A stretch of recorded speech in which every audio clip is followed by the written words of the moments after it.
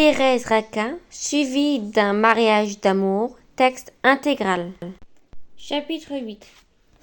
Le soir, dans la boutique, Laurent était parfaitement heureux.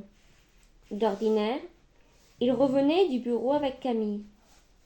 Madame Raquin s'était prise pour lui d'une amitié maternelle. Elle le savait gêné, mangeait mal, couchant dans un grenier. Il lui avait dit une fois pour toutes que son couvert serait toujours mis à leur table. Elle aimait ce garçon, de cette tendresse bavarde que les vieilles femmes ont pour les gens qui viennent de leur pays, apportant avec eux des souvenirs du passé. Le jeune homme usait largement de l'hospitalité avant de rentrer aux sorties du bureau. Il faisait avec Camille un bout de promenade sur les quais. Tous deux trouvaient leur compte à cette intimité. Ils s'ennuyaient moins, ils flânaient en causant, puis ils se décidaient à venir manger la soupe de Madame Raquin. Laurent ouvrait en maître la porte de la boutique. Il s'asseyait à califourchon sur les chaises, fumant et crachant comme s'il était chez lui. La présence de Thérèse ne l'embarrassait plus nullement. Il traitait la jeune femme avec une rondeur amicale. Il plaisantait, lui adressait des galanteries banales, sans qu'un pli de sa face bougeât. Camille riait et, comme sa femme ne répondait à son ami que par des monosyllabes, il croyait fermement qu'ils se détestaient tous deux. Un jour même, il fit des reproches à Thérèse sur ce qu'il appelait sa froideur pour Laurent. Laurent avait deviné juste. Il était devenu l'amant de la jeune femme, l'ami du mari, l'enfant gâté de la mère. Jamais il n'avait vécu dans un pareil assouvissement de ses appétits. Il s'endormait au fond des jouissances infinies que lui donnait la famille Raquin. D'ailleurs, sa position dans cette famille lui paraissait toute naturelle. Il tutoyait Camille sans colère, sans remords. Il ne surveillait même pas ses gestes ni ses paroles, tant il était certain de sa prudence, de son calme.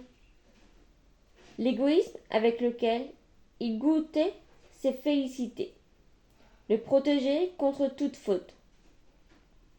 Dans la boutique, sa maîtresse devenait une femme comme une autre, qu'il ne fallait point embrasser et qui n'existait pas pour lui. S'il ne l'embrassait pas devant tout, c'est qu'il craignait de ne pouvoir revenir. Cette seule conséquence l'arrêtait. Autrement, il se serait parfaitement moqué de la douleur de Camille, de sa mère. Il n'avait point conscience de ce que la découverte de sa liaison pourrait amener. Il croyait agir simplement comme tout le monde aurait agi à sa place, en homme pauvre et affamé. De là, ses tranquillités béates, ses audaces prudentes, ses attitudes désintéressées et goguenardes. Thérèse, plus nerveuse, plus frémissante que lui, était obligée de jouer un rôle. Elle le jouait à la perfection, grâce à l'hypocrisie savante que lui avait donnée son éducation. Pendant près de 15 ans, elle avait menti, étouffant ses fièvres, mettant une volonté implacable à paraître morne et endormie.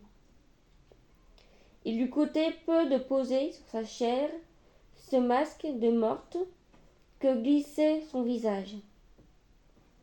Quand Laurent entrait, il la trouvait grave, rechignée, le nez plus long, les lèvres plus minces. Elle était laide, rêvêche, inabordable. D'ailleurs, elle n'exagérait pas ses effets. Elle jouait son ancien personnage sans éveiller l'attention par une brusquerie plus grande. Pour elle Elle trouvait une volupté amère à tromper Camille et madame Raquin. Elle n'était pas comme Laurent, affaissée dans le contentement épais de ses désirs.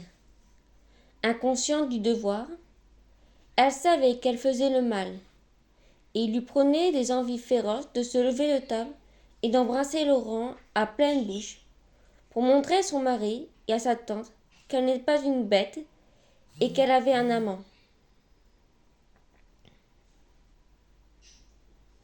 Par moments, des joies chaudes lui montaient à la tête.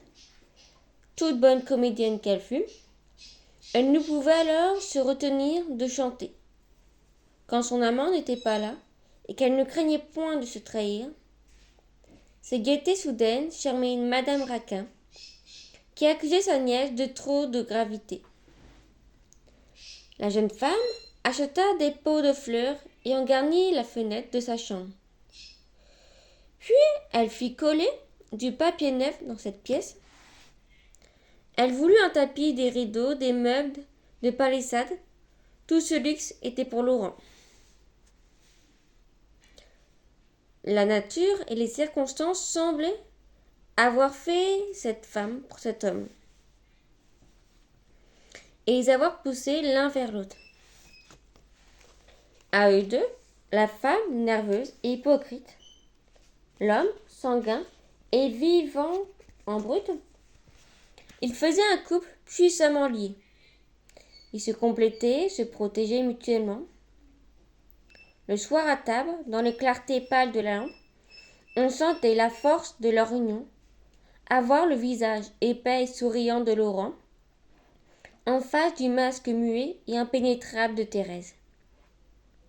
C'étaient des douces et calmes soirées, dans le silence, dans l'ombre transparente et attiédie. S'élevaient des paroles amicales. On se serait autour de la table.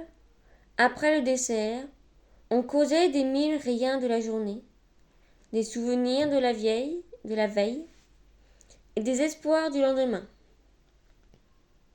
Camille aimait Laurent autant qu'il pouvait aimer un égoïste satisfait. Et Laurent semblait lui rendre une égale affection. Il y avait entre eux un échange de phrases dévouées, des gestes serviables, des regards prévenants. Madame Raquin, le visage placide, mettait toute sa paix autour de ses enfants, dans l'air tranquille qu'il respirait. On eût dit une réunion de vieilles connaissances qui se connaissaient jusqu'au cœur et qui s'endormaient sur la foi de leur amitié. Thérèse, immobile, paisible comme les autres, regardait ses joues bourgeoises, ses affaissements souriants. Et au fond d'elle, il y avait des rires sauvages. Tout son être rit, tandis que son visage gardait une rigidité froide. Elle se disait, avec des raffinements de volupté, que quelques heures auparavant, elle était dans la chambre voisine, demi-nue, achevelée, sur la poitrine de Laurent. Elle se rappelait chaque détail de cet après-midi de passion folle. Elle étalait dans sa mémoire. Elle a posé cette scène brûlante à la scène morte qu'elle avait sous les yeux.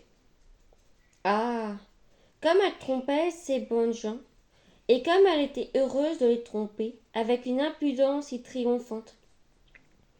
Et c'était là, à 2 pas, derrière cette mince cloison, qu'elle recevait un homme. C'était là qu'elle se vautrait dans les âpretés de l'adultère. Et son amant, à cette heure, devenait un inconnu pour elle, un camarade de son ami, une sorte d'imbécile et d'intrus dont elle ne devait pas se soucier. Cette comédie atroce, ces duperies de la vie, cette comparaison entre les baisers ardents du jour et l'indifférence, jouait du soir donnait des ardeurs nouvelles au sang de la jeune femme. Lorsque madame Raquin et Camille descendaient par hasard, Thérèse se levait d'un bond, collé sérieusement avec une énergie brutale ses lèvres sur les lèvres de son amant. Elle restait ainsi, haletante, étouffante, jusqu'à ce qu'elle entendît crier le bois des marches de l'escalier. Alors, d'un mouvement leste, elle reprenait sa place. Elle retrouvait sa grimace rechignée. Laurent, d'une voix calme, continuait avec Camille la causerie interrompue. C'était comme un éclair de passion, rapide et aveuglant dans un ciel mort. Le jeudi, la soirée était un peu plus animée.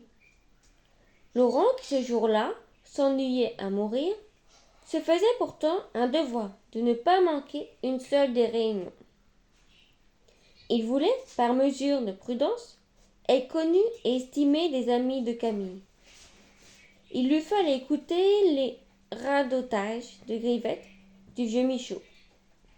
Michaud racontait toujours les mêmes histoires de meurtre et de vol. Grivet parlait en même temps de ses employés, de ses chefs, de son administration. Le jeune homme se réfugiait auprès d'Olivier et de Suzanne, qui lui paraissaient d'une bêtise moins insommante. D'ailleurs, il se hâtait de réclamer le jeu de domino.